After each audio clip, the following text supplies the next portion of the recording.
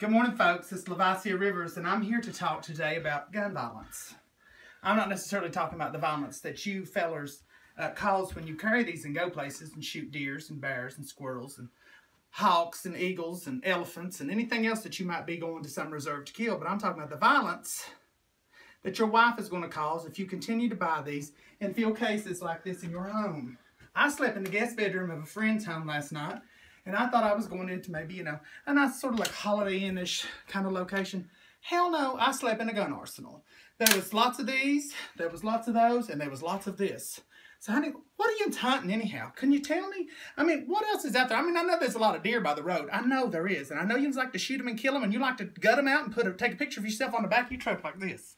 But folks, you don't need 11 and 12 guns for all this. Doesn't one thing take care of everything?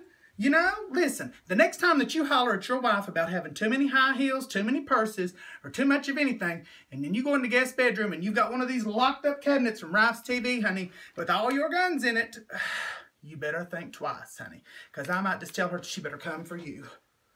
And that's Levacia Rivers on gun safety. Better not have too many at your house, because your wife, she might take you out.